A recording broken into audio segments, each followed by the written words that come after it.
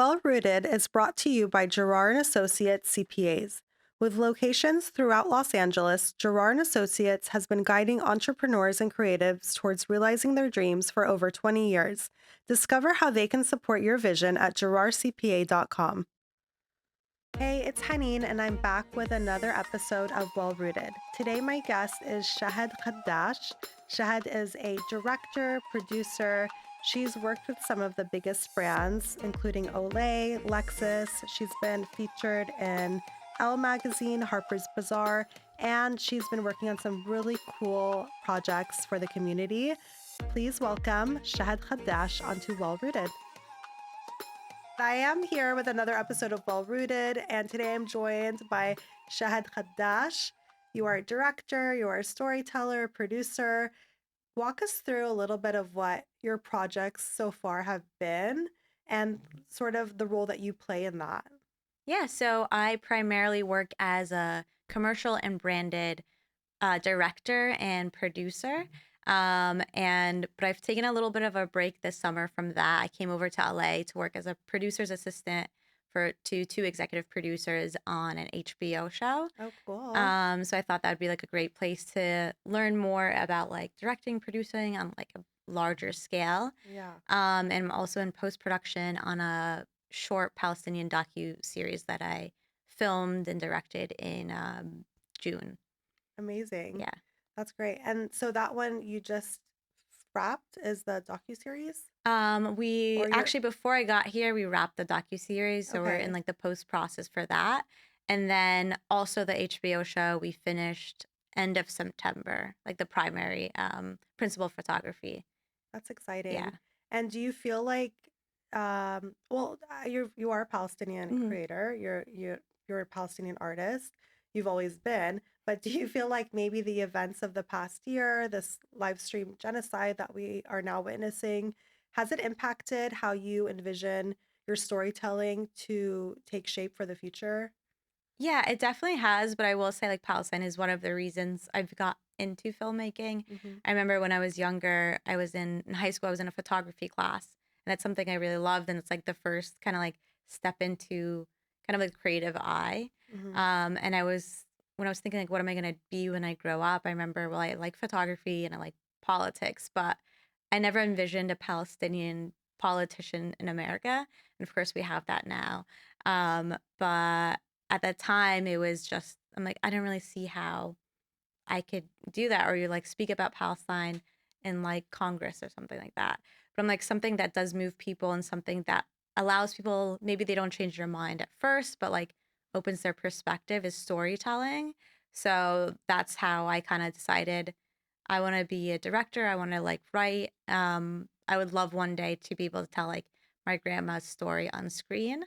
And that's kind of how I got into filmmaking. I would say the last year probably just like reset me because like once you start working, you get I guess you get so interested in different topics and you Hmm. kind of like, okay, I'm on this track, I'm on this track.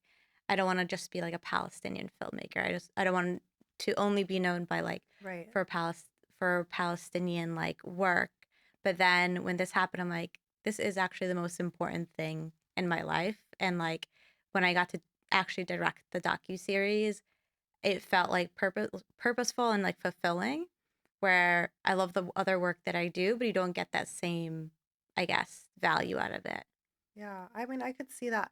But I also think it's worth mentioning that the other work that you've done before, even though it doesn't necessarily pertain directly to Palestine, that is the Palestinian artist who's behind that work, right? Yeah. And I think that's really important to point out right now because we're constantly dehumanized and made to look as if we don't contribute to society or that we're not a part of mainstream society.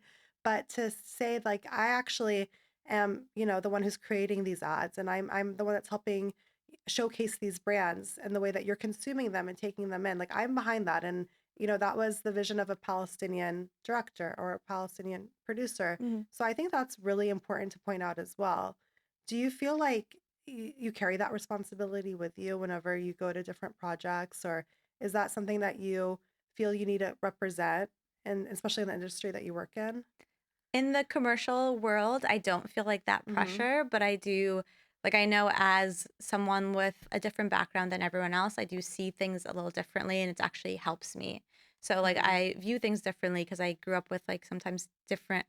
We grew up with like similar American culture, but I also have like influencers from like the Middle East, influences from like different places that I visited. So it helps me in that aspect. And being a minority when I'm going to tell different stories, I'm also consciously aware of like trying to put diversity in the work that I'm doing Hmm. and making sure like, okay, this brand asks, they want diversity in this like 30-second spot that they're doing. They want to highlight this activist. I'm like, okay, well, you have to give her the voice and the space to tell the story that she wants to tell. So that's kind of like where I bring in like my background because I know what it is. It's like to be kind of like silenced or like see ads, see like videos that you're not represented in. So I guess that's how I enter. I don't know if that's like a good way of explaining it, but No, that's how I but bring I it mean, I in. get what you're saying, and that's a really good point because oftentimes you can tell from looking at an ad or looking at a magazine or whatever it is that there are no maybe people of color in the room. Hmm. There's no diversity in the room. There's no one like you to be there and point out, or, like, oh, we maybe we need someone from a different background, and we need to let them have that time to speak. So that's really important, and I feel like that's something that we would notice that, Hmm. like you said, that other people just would not even be keen to at all. Yeah. Um, And it's also like, okay, we want to, if it's like a room just maybe like of white people, there's sometimes we're like, oh, let's say this. I'm like, well, that doesn't actually fit with what, or that's maybe insensitive, or there's maybe more genuine way of like telling the story that you want to tell. you're So like, it's that's just not like, appropriate. Don't say that. yeah. Please don't say that. Yeah, exactly. I was lucky because I had the last place I was working at when I was like directing, my boss was very like also in tune with these types of topics and trying to bring in as much diverse like voices as he could. That's great. Oh, that's good to hear. At least we're moving in the right direction in some Yeah. places. I always think back to Mindy Kaling. I think she did an amazing job and still does an amazing job for not only casting great like South Asian actresses, Hmm. but just creating roles that really exemplify South Asian culture just in mainstream comedy series and in television. Uh, do you find like is that the type of thing that you see yourself doing in the future? Not necessarily Mindy Kaling type, but obviously your version of what is your version of that for the future? I guess there's still a lot of stories that I want to tell. Like I want to continue in like the commercial and branded field, but I do want to eventually like be able to do my own films and television shows. I do have those like films that I want to do. Like I do want to tell my grandma's story about Palestine and just like also like how I grew up and things like that. And just naturally, just like normal stories, like you said, like it's just regular stories of someone growing up, Hmm. but they look a little different and the culture's a little different. And it's not like me trying to work it in. It's just like, That's what it is. yeah. Yeah, that's your reality and the reality of so many, and those Hmm. stories need to be told.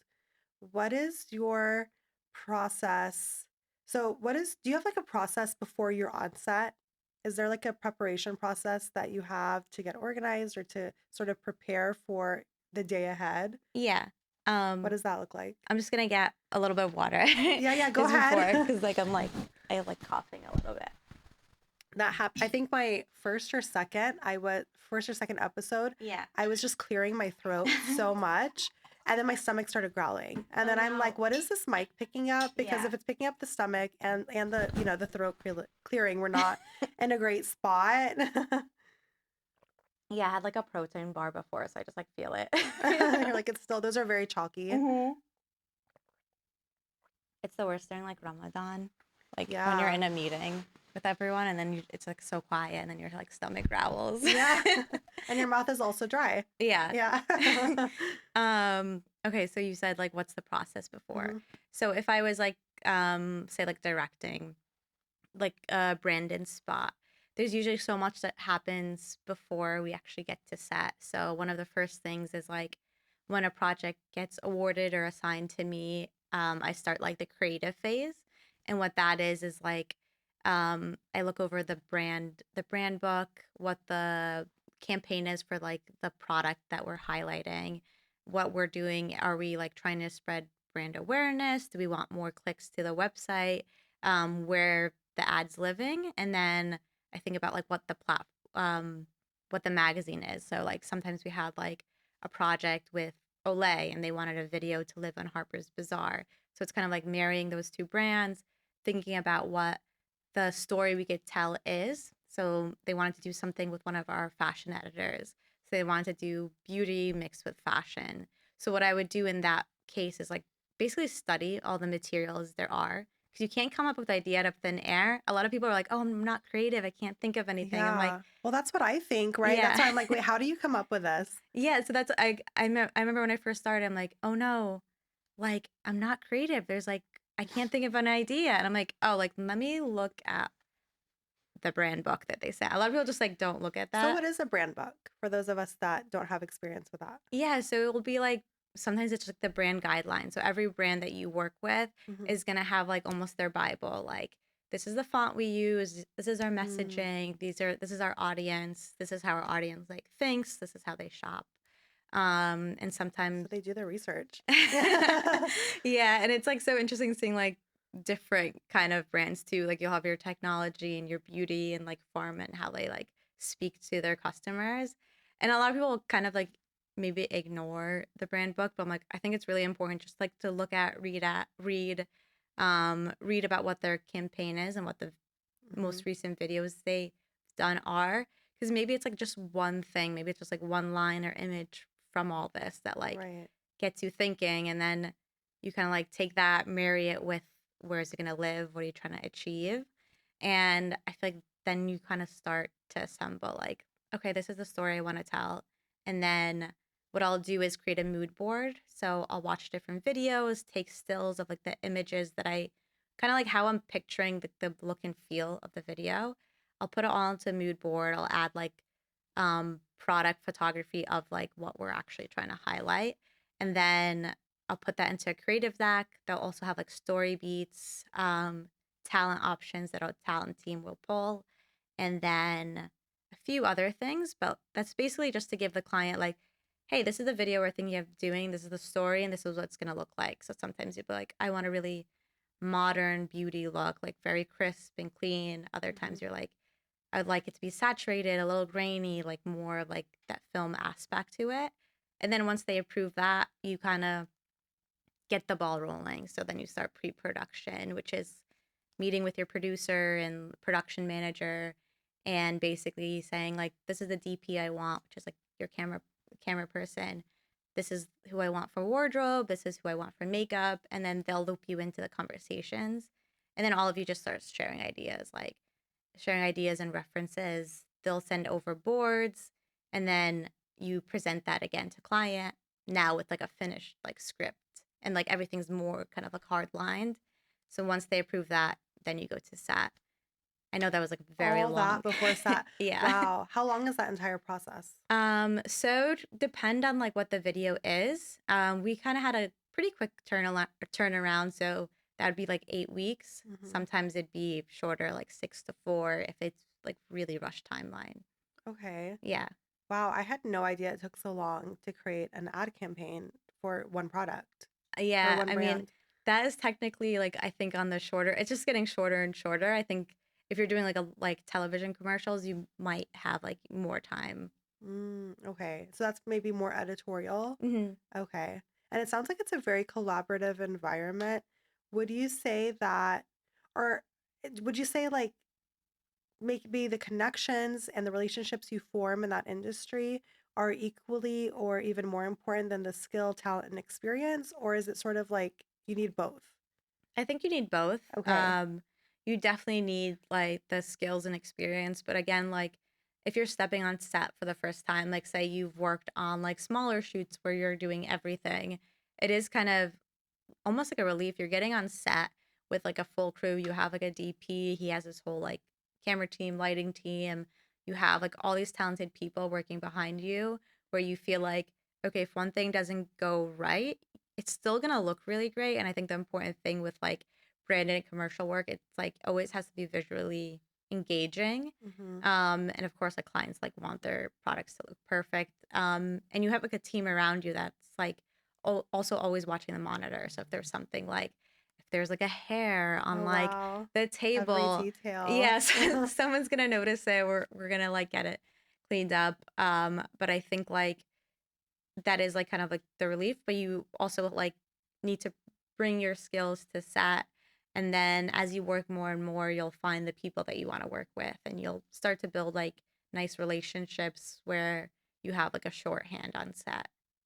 How has that prepared you going into working on a docuseries for HBO and the other series that you mentioned earlier, the Palestinian Yeah. series? How has that type of work prepared you for your role in those jobs and those projects? Well, so the docuseries is the Palestinian film, Okay. the Palestinian docuseries, and then so HBO, the HBO show, unfortunately, I can't say like what. Oh I can't say like man. the what the show is or like exact Do you know details. when it will be out for us to Um, watch or yeah, not it'll yet? be out in the spring. Next spring. Yeah. Okay. And there'll be more eventually they'll announce what it is, I think, Okay, in a few great. months. But yeah, I guess like going into my own like personal project, which is the Palestinian docu series, I kind of created initially when like this nonprofit asked me to do it and they basically were like, this is just like a small thing. We want like interviews. We like the work that you do. And I knew someone that like worked at I went to college with a person who works at a nonprofit. So when she told me the story, I'm like, wow, these are really important stories to tell. Mhm. And initially, I was like, just gonna do it all myself, which I've done before. Like, I have my own camera, I was like, shoot it, direct it, do the whole thing. And then I'm like, let's see who would be interested. We don't really have a budget. It's like barely a budget. Let me just like put on my story, like who's interested in like working in this. And then surprisingly, so many people like reached out, which was nice to see. Like people care about the cause, but Mhm. it's also just like I've built the relationships and I've built like a look and feel with like my work that people also want to be a part of that. So that kind of gave me confidence going into it. And I just like loved having other talented people around me putting their input into the work. And then also, um, just like if you have like a question or like, oh, how else can we do this in like a different way? You have Mhm. people that you can trust. And then for the HBO show, I think it's kind of like having the confidence to go in the room with your like opinions and just it's kind of different because it's like almost like a lower role, right? Because I'm like in a almost like a big, I guess a big person. What is that saying? You're a smaller fish in a bigger bowl Yeah, instead of you in your previous jobs you were like the big fish in yeah. the bowl, right? So yeah, so it's like kind of like that change of those positions, but I think it's just like knowing that your skill sets, like if you could do XYZ, you could just transfer it to like all these other things. Because like as a producer's assistant, you're essentially doing all the tasks that your executive producers like don't have time to do for the day because they have so much going on. So, and I was also doing research for them as well. So you have to be able to take on those tasks. Sometimes Mhm. they're really small tasks, sometimes they're very big tasks, and it's going to happen like anytime during the day, and you might get 5 or 10 at once. And you have to like decide what the priority is and just get it done. Prioritize, yeah. Yeah, and you just have to get it done. It's not like you're going to go ask 100 people, oh, how should I do this? Like, no. Oh, you can't do that. I would be so bad at that job. I mean, you can definitely ask questions, and I think you should ask questions when you have them, but it's Mhm.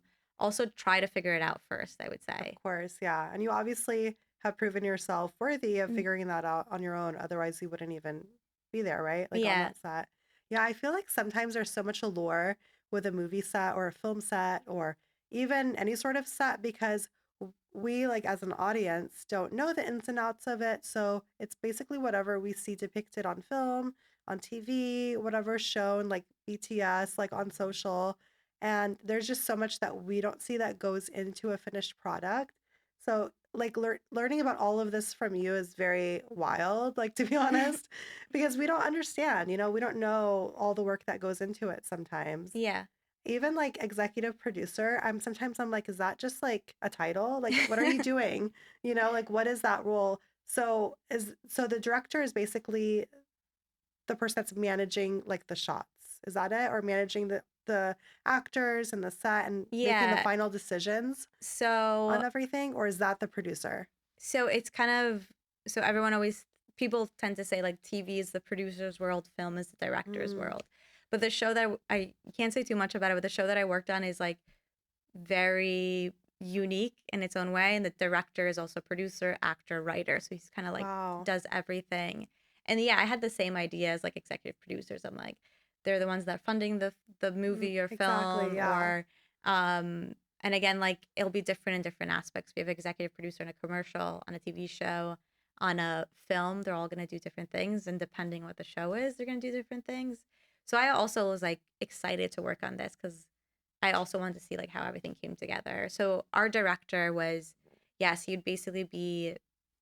I guess I'm trying to think of the simplest way to explain it. So the director really is when they're on set, they're super focused on working with the talent, Mm, which is like our cast or like real people, and the DP, which is the director of photography, the camera person. So like he's mainly focused on like getting the performances or getting the story that he wants to tell, and then making sure that all the cameramen are getting exactly like the vision and the look of everything.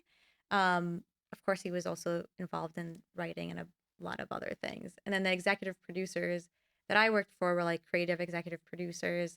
One was an executive producer and writer.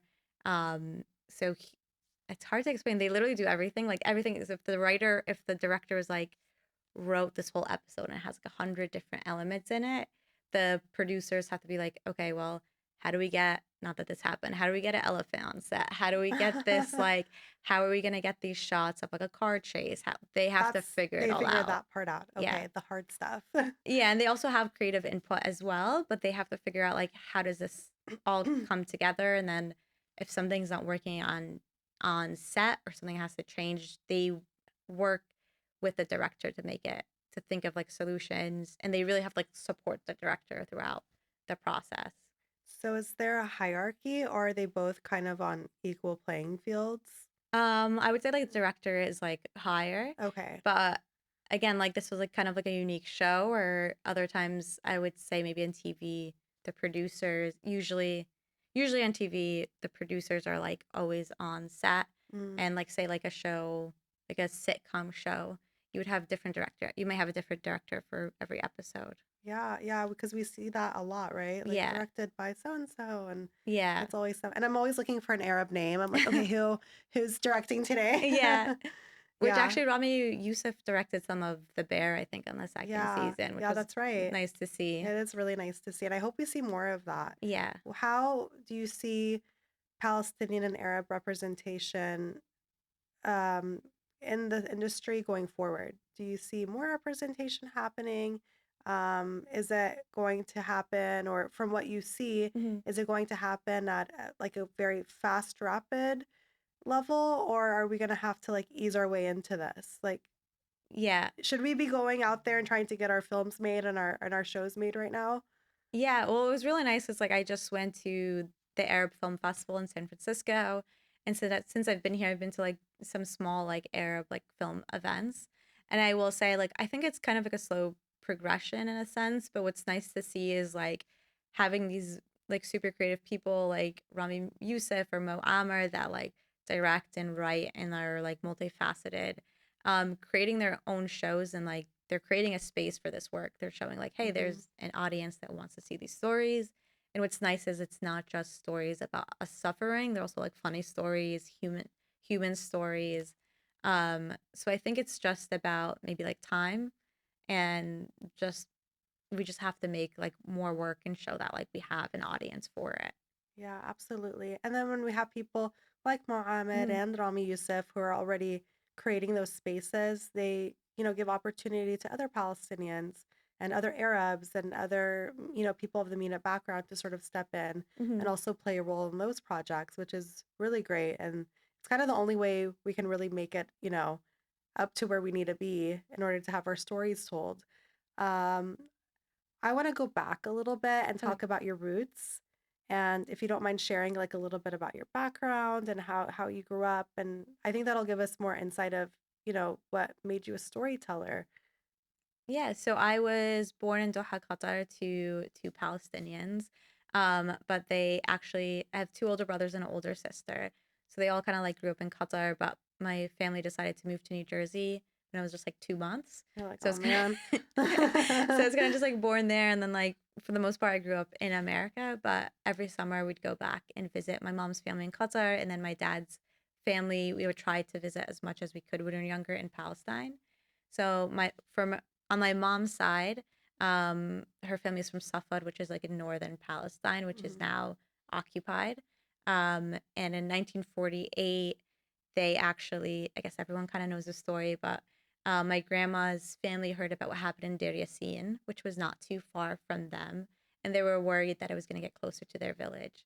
So they decided, like, let us just pack our things for the day, go to a village nearby, just to make sure it's like safe, and we might come back in a day or two. So Mhm. they actually had cooked food ready to go. They took their food, they put it in the fridge, they put some things in the oven, they took their gold and everything and put it in like the floorboards and different cupboards. They were expecting to go back. Mhm. And as they made the journey to the next village, it was actually really difficult. So they did everything on foot. People got lost in the way. There was like children that got lost. And then when they finally made it, there was a lot of British soldiers that were actually waiting in this village. So a lot of people thought the British had left at this point, but they didn't. I actually spoke to a lot of like other family friends who were from Suffolk as well or around, who had a similar story. But there was basically British like trucks, and they're like, we're going to take you somewhere safe. So they went in the trucks at night. They dropped them off. They're like, here you Sounds go. awfully familiar, doesn't it? Yeah. Yeah. They're like, here you go. Like, this is, and there was just like a random street at night. And my grandma's brother had studied abroad in Lebanon. So he recognized the street signs, and they were Mm. in Lebanon. So there was just like a random, That is yeah. insane. And like you can't even comprehend that.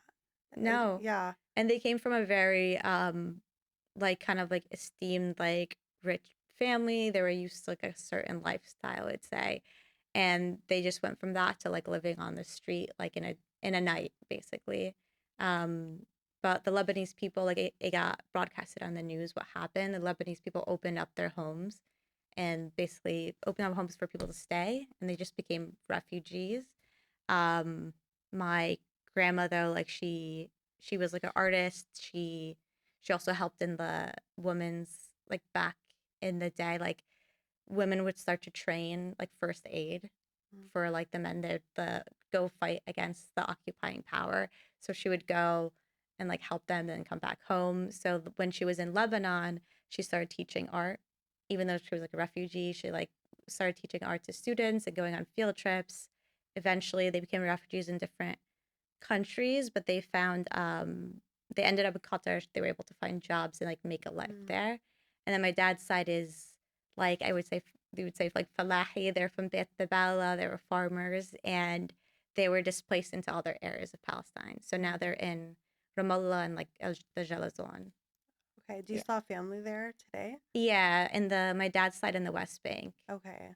So I'm trying to think of the original question. That was like my long-winded No, this is all background. great. Like I really wanted to hear about your roots Hmm. and I love that you share that story about your grandmother. And when you just spoke about how they were taken on a truck by the Hmm. British, put in like just basically kind of left in Lebanon. And as you mentioned, these are people who were used to a certain lifestyle. They're not people from, I'm sorry, like from the streets. They're Hmm. not people who deserve to be refugees or deserve to be displaced in that way. Like they had a life, they had a status, right?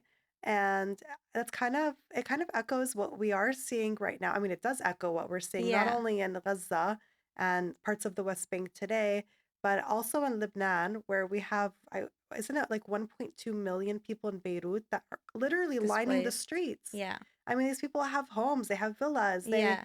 they were probably partying the night before, right? Like this is Lebanon, and Yeah. like you're gonna take these people out of like their normal average lifestyle in Yeah. Lebanon and just put them on the street. This isn't the life they were living the day Hmm. before. And It's not the life that I'm sorry that people in Gaza were living yeah. the day before October 7th or October 8th either. And I don't think like obviously like no one deserves to be displaced, like no matter what their background or Right. anything like that is.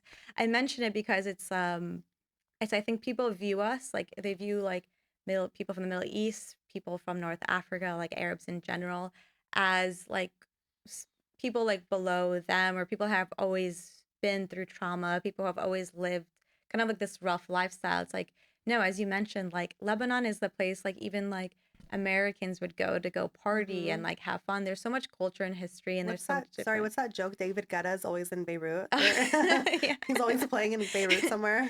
Yeah, and it's just like we have like a life and culture and history, and it's just like crazy like in one night that can change. And I think like we're seeing that.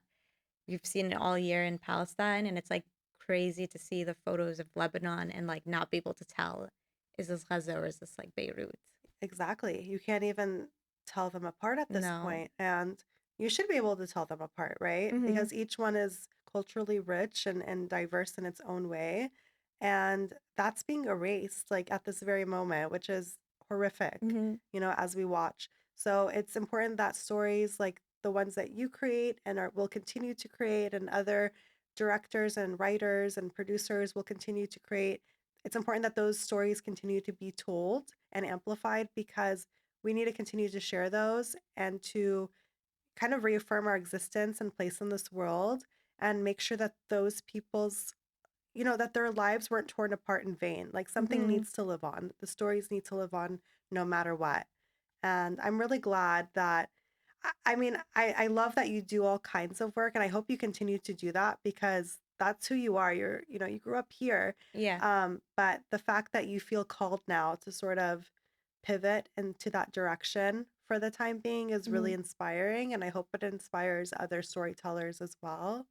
Is that something, do you feel like this need to sort of be like, I think we kind of spoke about it a little before, Yeah. but like to be more involved in the community and to sort of seek out those other creatives and the other artists within the community?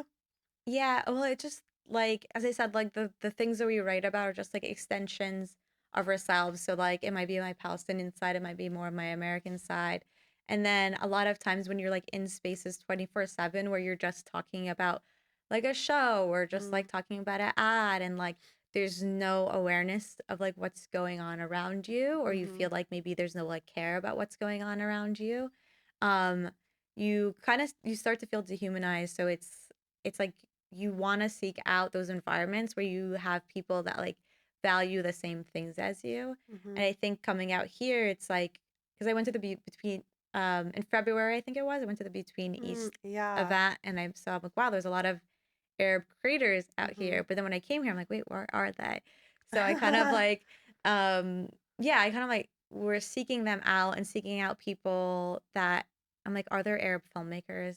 And I was able to find like like a few that when we've been out and like network. We actually did um me and my friend, we had like a little group of like I think it was like 6 girls. They were all like Arab filmmakers, and we just Oh, did I like a love trip to that. like Disneyland. We barely knew each other. We're just like, oh, let's Let's go to just go. Disneyland. Yeah, and like someone's like a writer, someone's like producing, someone's does this, and I'm like, this is really nice to feel like people you can share like the things you like and have in common, Hmm. but also that like value and aware of like what's going on in the world, that you don't feel like because like one place that I was working on when I was making like commercials and branded, it's just like it's as if nothing was happening, and it kind of feels just to be in that environment all day, you kind of lose your mind. Where it's just like I can imagine. no one like the most horrific thing would be happening, and then we get an email that, oh, we have to take, we're sorry, someone posted something that doesn't align with our values, we have to take it down. And that post was like something about Palestine. I'm just like, Wow. yeah, I'm like, this is like a deafening like So that's the tone of the industry, I would yeah. assume, in general. Well, that was when I was doing like commercial and like branded work. Was that about you? No, it was about Oh, someone else. Yeah. okay. Yeah. But do you feel like you have to sometimes, if you're working on a specific project, just sort of tone it down for that moment? Or, I mean, how does that? I wouldn't blame Yeah. you either way, because I understand how it works, but I'm just wondering, have you ever been made to feel like you can't be open and share the things you want to Yeah. share? I'm trying to think as how this will be like, posted, but basically, like I was working somewhere that was more full time, Mm, and they did one time send out like this mass email to like the whole company saying like, hey, like we like a social media policy. They didn't say it was about Palestine, but everyone knew what Mm, it was because someone got called out for like a Palestinian post. Um, but of course, like no one in the entire company like signed this like agreement because like it affected everybody because it said like you can't post something political, and then we had like the LGBT group in our company are like, hey, like people think our identity is political, so exactly. what is the line here? So I think it's like it also goes back to the whole thing. It's like when you stand up for Palestine, it's also standing up for like your rights because like Hmm. slowly like as we saw in like this company I was working on, eventually they were trying to like silence like a lot of people. I think my boss and people knew who I was and how I am before they hired me. I was posting before, so I was like still posting Mm. during. Obviously though, like if I'm doing like a campaign for something and we're posting, I don't want the campaign is the campaign. It's like should be what it is if I'm going to be posting about that. So I won't like be posting my views or something at the same time, if that makes sense. To not take away from the campaign that you're also working on. Yeah, Yeah. that makes sense. I understand. And I think people in general with conscience like understand that as well, Yeah. or it should be understood by now. Um, yeah, that is, I mean, it's such an experience to grow up in this country, Palestinian, Hmm. right? Because you're sort of always in this tug of war of, this is me, this is my identity. But I'm also like live and enjoy the fruits of this country Hmm. that's bombing my home country. Like it's such a weird, dystopian feeling. Yeah. And so it's not really anything new for us, right? Because we've already grown up in it and you Yeah. kind of like learn how to manage it in your own way, just, as you become an adult and as you enter the career and world and, Hmm. and different industries. So it's kind of also a part of our identity is learning how to manage that Hmm. identity. And it's kind of like you said, like the LGBTQ community, like their identities are political. I was actually speaking to Lana Salah. She's a Palestinian-American stand-up comedian. Oh, nice. And she was saying that basically whenever she says she's Palestinian in a stand-up set, she's like, I've already divided the room, right? In some ways, because my existence is political. Like me just saying I'm Palestinian is Yep. political. That enough is, just saying that is enough to turn people off or Hmm. just to like allow their true biases to show. And so it's a struggle. Like it's just a constant struggle because like you have to tell our stories and our stories will be told and our voices will be heard, but it's just the people that don't want to hear it will still mute it and act like nothing is happening right now in the world. Yeah. I grew up in like a very white town. It's like it's gotten more diverse now, but I grew up in a very white town that like didn't everyone was like either like Italian or Irish, but they didn't know a lot about like the Middle East. They didn't know a lot about Palestine, and there was like there were racist teachers growing up, and I was a very shy kid. Like I barely spoke, but when it came to the topic of Palestine, I would just go up the class and like give a speech, which I think is like most Arab American like Like I'm prepared for this. experience. I'm like they must think it's really strange. It's like the only time I speak, but so I was like kind of like used to like talking about the experience and like talking to like my Jewish classmates and we would talk about like our families and things like that. When I got my first like job, I think that's when I was kind of like shocked because I went to NYU. I went to school in the city and like obviously it's like a liberal school, like everyone's sharing like certain like ideas. It's like I didn't feel like I had to hide anything. And then when I got a job and it was in the city, I was actually surprised by the reactions that I got from people. And you can tell like people treat you differently. And I had like racist experience at my first company. And it kind of made me rethink like how I should be presenting myself. Cause essentially you just want to be like working. You Right. don't want to like have extra friction at work. Sometimes like a job Hmm. is a job. And then like, especially in the beginning of the career, I'm just Yeah, of like, I'm course. not directing, I'm just trying to like pay for my rent. I'm trying to get to the next Exactly. job. But I think after that first experience, I felt like I kind of toned it down. But again, if something in Palestine happens, then I just like speak up or post Yeah, you again. can't help it. And it kind of does you a disservice to like shut down parts of yourself, like shut down, like if you're Palestinian or like I had a hard time because I'm like Muslim and I don't drink and like a lot of the connections and things that happened at the bar, or like people might think you're being rude if you don't go out. I would eventually just like go out because like if you say no too many times, people Yeah. just think you're like don't want to hang out with I'll them. have I'm a like, Diet Coke. I'm like okay, I'll come for like Yeah. an hour before everyone gets really drunk. Um, but what I noticed is like because I was like in the beginning of my career, I was like after that experience when I'm like, okay, well, I don't have to share these parts of myself. Um, it actually does you a disservice because you like those parts of yourself like bring out different creative. How do I explain it? It's like that is part of your personality, and you Hmm. can create more if you're more open about like who you are and like not always trying to like hide things about yourself. So if you're Palestinian, if you're Lebanese or anything like that, like you shouldn't like have to be like trying to just like assimilate because then your work is boring. It doesn't like stand out. Or like maybe you like something corny and you're referencing something corny for like your work, but like there was a really cool shot in this movie you saw. Yeah. It just like like inspiration can come from like everywhere. I guess is that was like a very long-winded like answer. That was the perfect answer, though, because I think a lot of us, I think almost all of us have had to tone it down or felt like we had to tone down our identities at some point, Yeah. whether in college, high school, middle school. I mean, it's just like it's constant. So there's always been those moments where you feel like you need to tone it down. But yeah, you live your truest self and can be, the most creative and the most successful when you are more in tune and open about who you are and your identity. Mhm.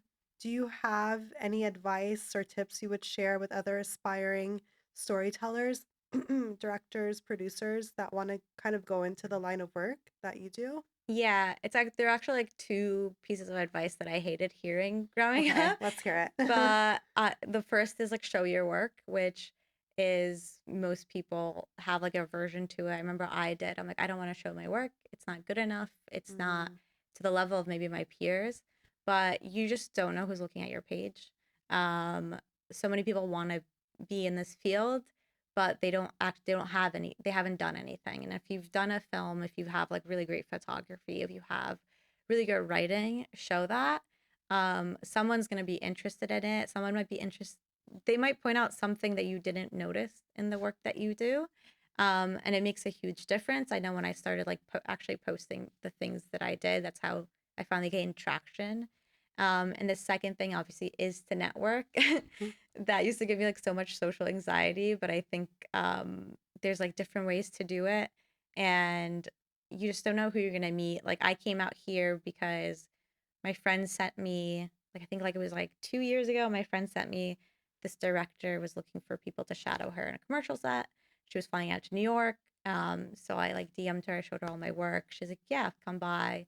So I shadowed her, and then I didn't even think I made that great of an impression. I was like fasting those days and like mm. super tired. And then I came out here in like February.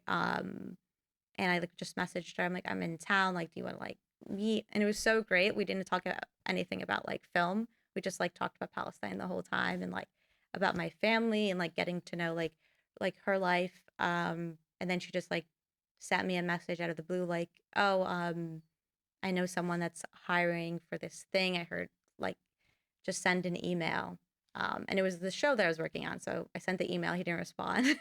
2 weeks later, I just like sent it again and then got like a few interviews and then got the job. So you just don't know like this. You don't You know. don't That's know. a very good lesson to teach people Hmm. because the work is not going to come to you. Like no one's just going to jump in your DMs like and be like, unless you're, I don't know, Steven Spielberg. Like no one's like, please like come work for me or come, come to this event or please come meet me. Like you really have to put yourself out there to some degree. I mean, and online, like through social media, through email, it's a little less jarring than in person, maybe going up to someone at a specific event and having to introduce yourself. So the risk is much lower. Hmm. So that's a perfect example of what you should be doing. And I think that kind of applies to other industries as well. Like, go for it, like, shoot that shot. And just as you said, like, you got no response with the other person Yeah. and you went for it again. Like, there's no shame in that. That's what you do. That's how that's how Yeah. you get those jobs and get that work. And you still want like I remember I used to have like social anxiety going to like some events or networking events. But something I love to do is photography. So, and it always keeps me busy. Like photography is something that will like take me traveling to someplace I wouldn't travel because I didn't have someone to go with or because I have like an Hmm. activity to do. So I might go to an event, bring my camera. Maybe I talk to two people there. It's not that fruitful, but I take pictures and I'll like tag like the organizers. Oh, They'll that's like, smart. yeah, they're like, wow, these photos are nice. They'll Yeah. repost it. And then I'll have people then follow me from there and then I'll just like start Yeah, conversations. that's really smart. Yeah. Yeah, So you just have to do the work. You just have to do it. yeah, like find the thing you're good at. If you're not good socially, find a way in. Like no one's going to hire to be a director because everyone wants to be a director. So True. find a way to get to that position. I remember I don't like editing, but everyone would hire me to be an editor. So I'm like, okay, let me think like let me get an assistant editor job. And then I know producers in like the editorial world end up directing. So like they'll produce and direct sometimes, like especially for like smaller brands. So I'm like, my plan was assistant editor, editor, producer, director. I'm like, this sounds like weird. I don't know if it'll work. And then randomly it did work. So just find like that skill that like gets you in the door. That's genius. And that's another lesson, like for people listening. You don't like editing, Hmm. but you kind of, it's great because you build that skill and Yeah. then you kind of, and it's a muscle, right? And then you kind of work on that muscle for producing and the muscle for directing and all of that factors in later on when you're able to apply it into your own projects that, Hmm. as mentioned earlier, are probably more meaningful for you, especially now in your career. Yeah. Yeah, absolutely.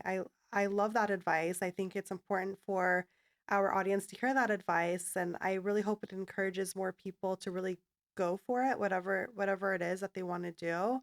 Um, and this was inspiring. Like I'm really glad to hear all of this. I'm really glad that you were able to make it. Yeah. um, so where can people find you online? And not just find you, but if someone really wants to work with you, because you Mhm. guys really need to follow her on Instagram. What's your at? It's at ghost dot to coast. Where did that name come from? I know it's such a strange name. I want Yeah. it was actually this like song from this band called Fake Problems, but I just remember like I'm always like just traveling Fake between the problems. coast. Yeah. And that's kind of how I came up with the name. I just wanted like Shahed was taken. So I'm like, yeah, I'll just do that. I've actually been wanting to change it to something like more generic, but then like Hmm. all my tags for my No, coast mentions to go. coast. There you So go. yeah, they can find me on my Instagram or just search like my name. It'll come up. You'll see my work there. Like if you want to work or shadow, just DM me or like email me. What if someone wanted to hire you to work on a series, a documentary, whatever it is, or maybe work on, collaborate on their brand? Hmm. Can they reach out to you on Instagram as well? Yeah, Instagram or my emails on my website if you just like hit the contact form. Amazing. Do you have a favorite movie, by the way, that just like if you had to think back to a favorite movie or film or TV show that you often can like rewatch over and over and over again, what is it? I would say my favorite film is Tree of Life by Terrence Malick. It's actually interesting because like my favorite films I don't like to watch all the time because I Yeah. like to like keep it fresh, but I love that film. It's basically a film about it's like almost a coming of age story. It's told in a different way, but I just love how the director is able to show the way a child sees things, like the things you've how you viewed things in your childhood that maybe you forgot, like how big some things look like on a wall, the textures you would touch as you pass by, and like how your parents like emotions, whether it's like loving emotions or anger, how it's kind of amplified in a child. And for me, like that film is like perfect. Like just the way that he tells the story, the way that he makes you like feel things throughout. Um, and I guess like all uh, like if people know Terrence Malick, just like the camera choices and the way he like decides, like his vision is like super inspiring. Yeah, that's probably my favorite film. But I did watch two Arabic films recently, which was Back to Alexandria, which I saw at the film festival. Highly recommend it. Such a good movie. It's funny and heartwarming. And then Bye Bye Tiberis. Okay, I've heard of that. How was that It film? was so good. It's Hayam Abbas's daughter was a Hmm. director and she like tells her mom's it's a documentary. She tells her mom's story, like growing up in Lebanon, her connection to Palestine. It's so well done, especially like for like a first like I think this might be her second or first film. I'm Hmm. not sure. It's really good. It's hard to find though. So I literally just like looking at film festivals that I can find it in, and then happened to finally find it when it was here at like a small festival in Hollywood.